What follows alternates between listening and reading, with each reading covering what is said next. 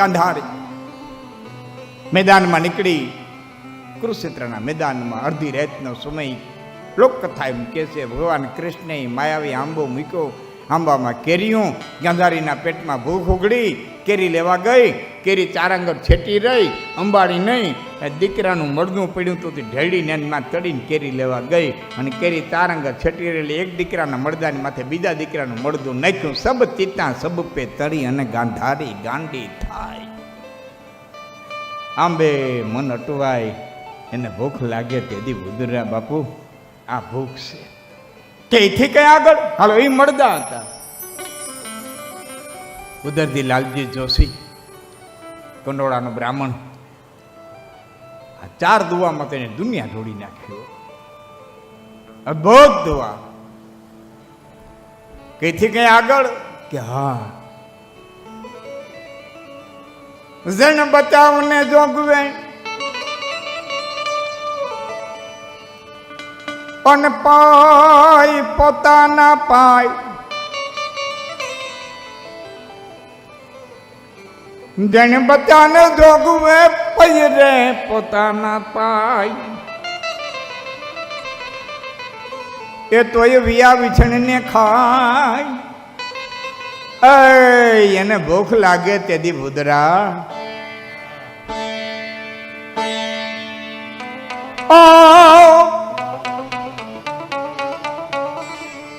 જેને બચાન જોગવે પૈ પોતાના પાય. જનેતા લોહીનું દાવણ કરી અને દીકરાઓને પાતી હોય બાપ. એ તોય વિયા વિછણીને ખાય. એને ભૂખ લાગે તેથી ભૂદરા પેટે પહોણા અને એ જન્મતા ખાધી ન જાય.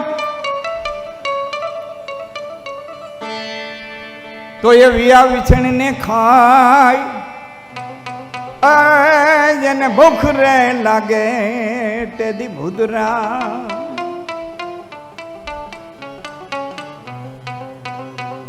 भूख में राज को तेज सब घट गयो. भूख में सिद्धि की बुद्धि सब हारी.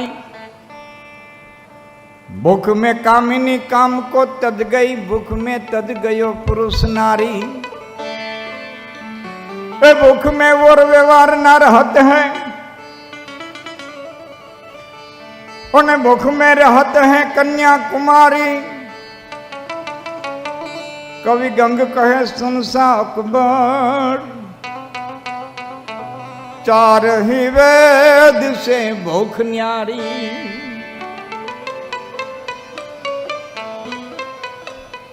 राजा ने भूखे भमायो बाप. त्रिशातुर थયેલો राजा भान ભૂલ્યો છે. સુધાતુર થયેલો રાજા ભાન ભૂલ્યો છે. તરસ અને ભૂખ ભાન ભૂલાવી દે છે. પછી તરસ પાણીની હોય, તરસ ધનની હોય, તરસ પદની હોય, તરસ પ્રતિષ્ઠાની હોય, તરસ મોટાઈની હોય. એક જ તરફ પાણીની જ હોય એવું નથી. અનેક અનેક અનેક પ્રકારની તરસ હોય. એમ ભૂખ ખાલી અન્નની જ ભૂખ ન હોય. ભૂખ તનની હોય, ભૂખ મનની હોય, ભૂખ ભજનની હોય, ભૂખ સેવાની હોય. એમ ભૂખ ધનની હોય, ભૂખ પદની હોય, ભૂખ પ્રતિષ્ઠાની હોય, ભૂખ મોટાઈની હોય. પણ જેટલા પ્રકારની તરસ અને જેટલા પ્રકારની ભૂખ છે એ ભાન ભૂલાવે, ભાન ભૂલાવે અને ભાન ભૂલાવે. રાજા પરીક્ષિત ભાન ભૂલ્યા. આ ઋષિ ઢોંગ કરે છે. ખીજાય મરેલો હર ઋષિના ગળાની માલિકો નાખ્યો છે. પરીક્ષિત રાજા નીકળી ગયા. ઋષિપુત્રને ખબર પડી મારા પિતાના ગળાની માલિકો મરેલો સાપ નાખ્યો છે. ઋષિપુત્રે હાથી માલિકો જળ લઈ અભિમંત્રિત કરી ભગવાન સૂર્યનારાયણ સામું જોઈ અને જળ છાટી અને શ્રાપ દીધો છે. મારા પિતાના ગળાની માલિકો મરેલો સાપ નાખનાર જે હોય એને આથી 7મે દિવસે તક્ષક નામનું નાગ કરો.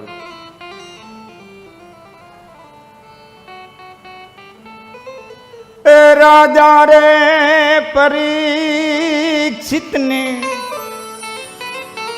અજ્ઞાન ઉપજાને. રાજાનો એવડો મોટો અપરાધ નહોતો કે આવડો મોટો શ્રાપ દીધો. ઠીક છે, શ્રાપ છૂટી ગયો. હવે હાલ આપણે એને કહી આવીએ, જેથી એને કંઈ ઉપાય કરવો હોય તો કરી શકે. તે ખોટું તો બહુ કર્યું છે. અપરાધથી વધારે દંડ દીધો છે, અપરાધથી વધારે દંડ ન દેવાય. તો હવે પાછો વળે એમ નથી શ્રાપ. કઈ આવીએ, બાપ દીકરો બંને હસ્તિનાપુર આવ્યા છે. પરીક્ષિતને વાત કરી છે કે રાજા, મારા દીકરાએ ક્રોધમાં ને ક્રોધમાં આ રીતે આપને શ્રાપ દીધો છે. 7મે દિવસે આપને તક્ષક નામનો નાગ કરવો છે. ઋષિ આટલું કહી નીકળી ગયા છે. રાજા પરીક્ષિતે પોતાના અમાત્યોને બોલાવ્યા છે.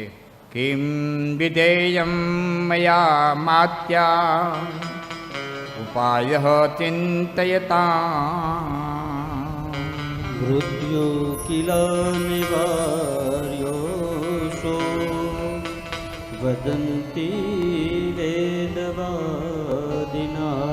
યત્નસ્તથાપિ શાસ્ત્રોક્તઃ કર્તવ્યઃ સર્વથા બુદ્ધેહિ ઉપાયવાદિના કેચિ પ્રવદન્તિ મનીષિણઃ.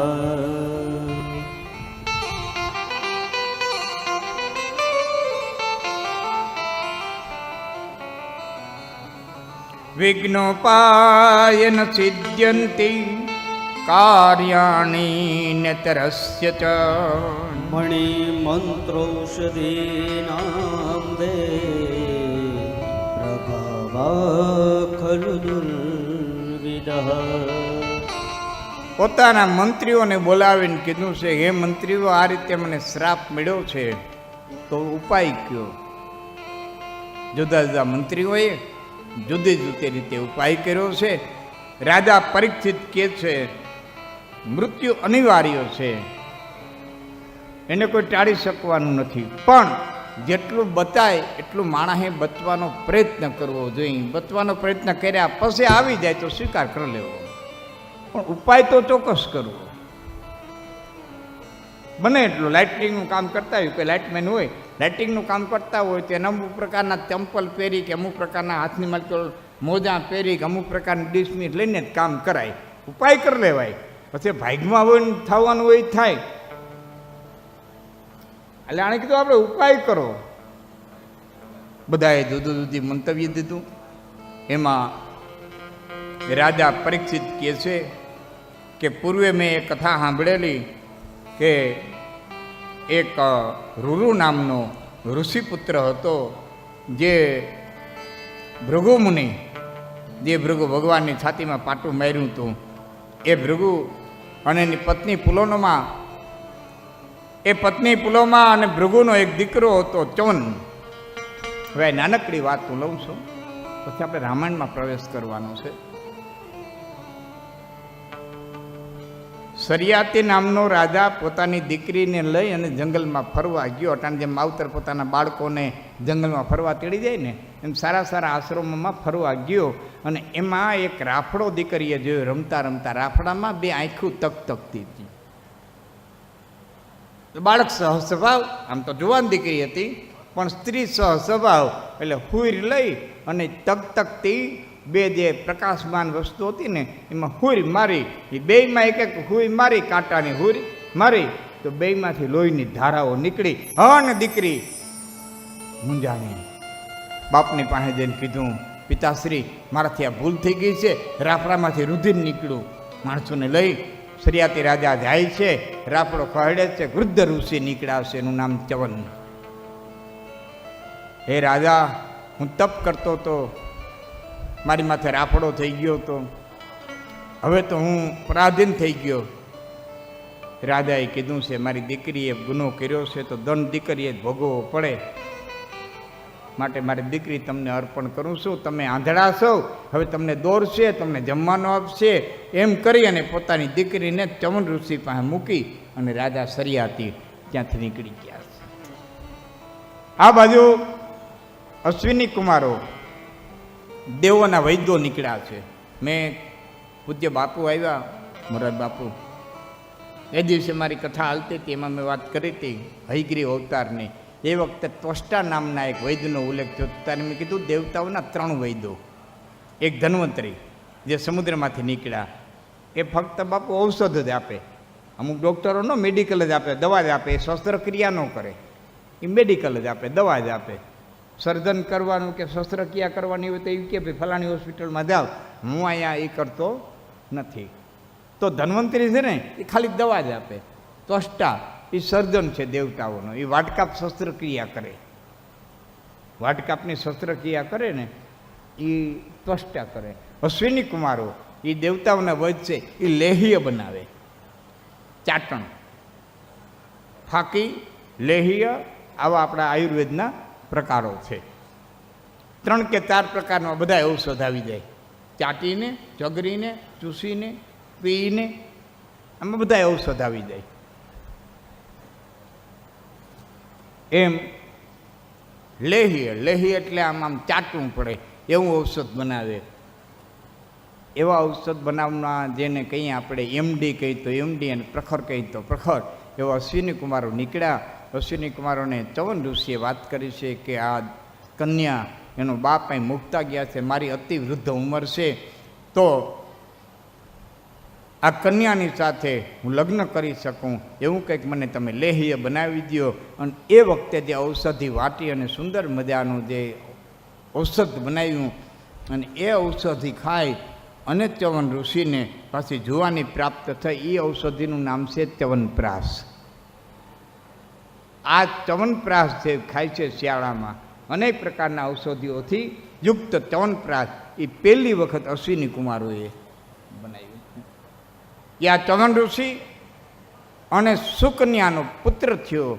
એ પુત્રનું નામ રૂરુ, અને રૂરુ નામના પુત્રએ એક અપ્સરાની સાથે, બ્રહ્મદ્વારા નામની અપ્સરા, એની સાથે એને પ્રેમ થઈ ગયેલો, અને એ અપ્સરાને સર્પદંશ થયો. મળદાની પાસે રૂરુ બેઠો, કોઈને મળદાને અડવા ન દે, અનેક પ્રકારના ઉપાયો કરવા છતાં મળદું બેઠું ન થયું. ત્યારે રૂરુએ પોતાનું તપ મૂકી અને પોતાની અડધી આયુષ્ય દીધી, અને અડધી આયુષ્ય દઈ અને એ અપ્સરાને ફરીવાર સજીવન કરી હતી. રાજા પરીક્ષિત કે હાવ ભાગ કરીને બેઠું ન રહેવાય, માટે કંઈક ઉપાય કરો. ઉપાયમાં એવું નક્કી કરવામાં આવ્યું કે એક એવો મેલ આપો,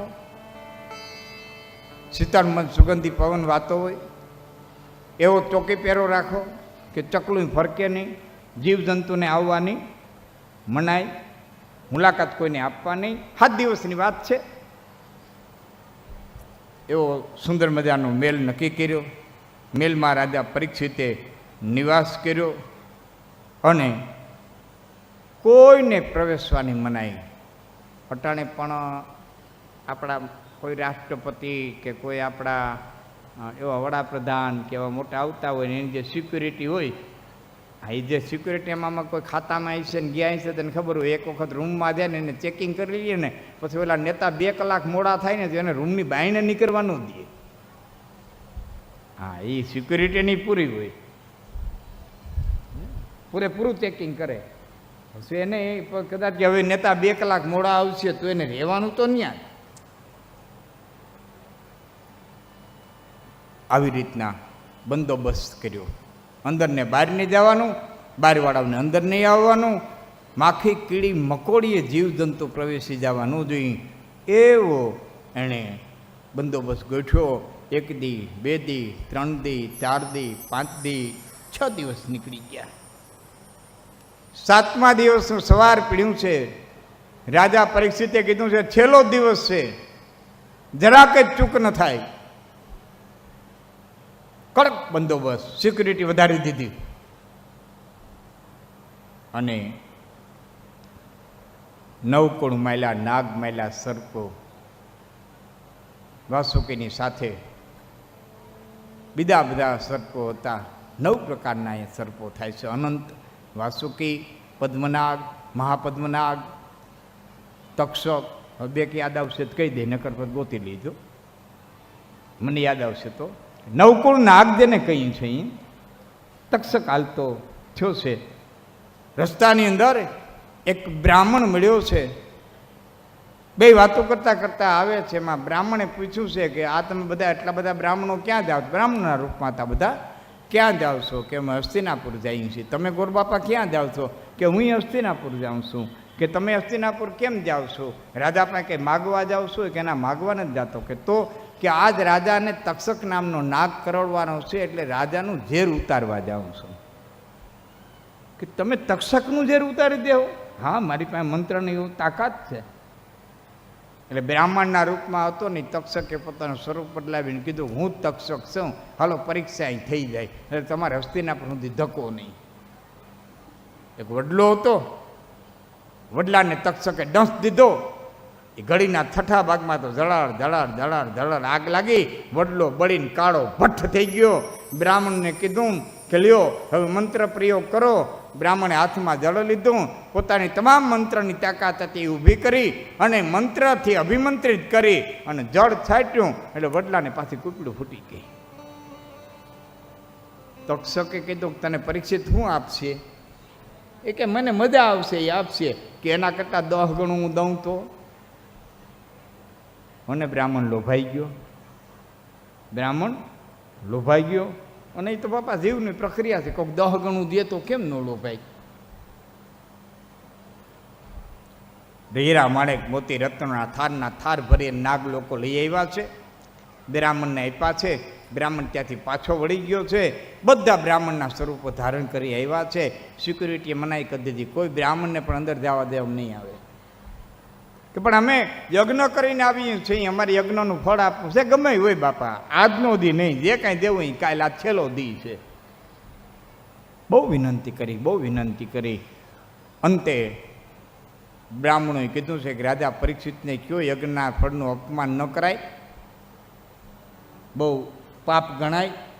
અમને ન પ્રવેશ કરવા દો તો કાંઈ નહીં, પણ અમે જે યજ્ઞના ફળ લઈ આવ્યા છીએ એ ફળ તો લઈ જાઓ. અને રાજા પરીક્ષિતને એમ થયું કે બ્રાહ્મણોનું અપમાન ન કરાય, વળી કોઈ પાછો શ્રાપ દઈ દે. એક તો શ્રાપ ખાઈને બેઠો છો, એમાં કોઈ મગજનો ફરેલ બ્રાહ્મણ છે ને પાછો શ્રાપ દઈ દે તો. એટલે કીધું બાપા એના ફળનું અપમાન નથી કરવું, ફળ લઈ આવો. ફળ લઈ આવ્યા છે. સિક્યુરિટી એની રીતે બધી તપાસી કરી લીધી છે, પણ કાળ ચોકઠા ભેરા કરે ત્યારે કોઈનું કંઈ હાલતું નથી. ઊંડા ફળની માલિકો પોતાની માયાથી નાનકડું કીડાનું સ્વરૂપ ધારણ કરી અને તક્ષક બેહી ગયો હતો. અને પરીક્ષિત રાજા આખો ટોપલો ભર્યો હતો, એમાંથી એ જ ફળ છે એણે હાથમાં લીધું. તુલસીદાસજીએ કીધું છે ને, કાં આ જીવને કાળ પાસે લઈ જાય ને કાં કાળ જીવ પાસે આવે, બાકી ઘડી એ ફળ છટકવા ન દે. કાં આપણને ન્યા લઈ જાય. આપણે ઘણી વખત ન કહીએ આ ઓલો ભાઈનું જે એક્સિડન્ટ થયું, હવે એ કોઈ દી ટ્રેન ટાંગારા વાહનનો વિશ્વાસ જ ન કરતા, આજ જ રિક્ષામાં બેઠા. નકર જિંદગીમાં કોઈ દી ના જ પાડતા ટ્રેન ટાંગાનો વિશ્વાસ નહીં. અમારે બની ગયેલી આ હકીકત છે.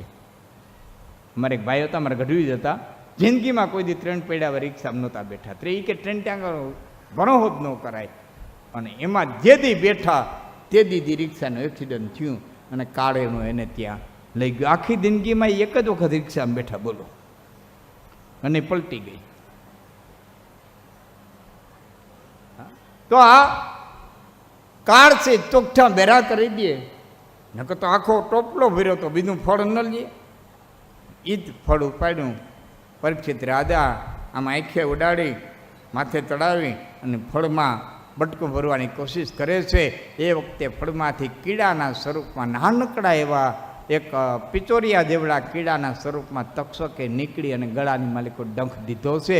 એવો ડંખ દીધો કે એક ડંખની માલિકો રાજા પરીક્ષિતના પ્રાણ છૂટી ગયા છે. પરીક્ષિતના દીકરા ને ખબર પડી છે, જન્મે જઈને મારા પિતાને તક્ષક કર્યો. પિતાની અંતિમ ક્રિયા કર્યા પછી સર્પસત્ર કર્યું છે. બધા જ નાગને મારી નાખો, એવો યજ્ઞ કરો, અથવા તો એને રાજકીય રીતે લઈ જાઓ તો આપણો આખો એક લોક છે, નાગલોક. આખો એક લેન્ડ છે નાગાલેન્ડ. અથવા તો નાગ વસ્તીને રહેવાનું દઉં, નાગ લોકોને રહેવાનું દઉં. ચમત્કારની ભાષામાં લઈ જાઓ તો હોમવા માંડ્યા છે યજ્ઞની અંદર નાગોને. એમાં આસ્તિક નામનો એક ઋષિ આવે છે. આ આસ્તિક છે ને એ વાસુકી દાદા નાગના જે 9 સ્વરૂપો છે, શેષનાગ, અનંત, પદ્મ, મહાપદ્મ, મેં તે કીધું ને.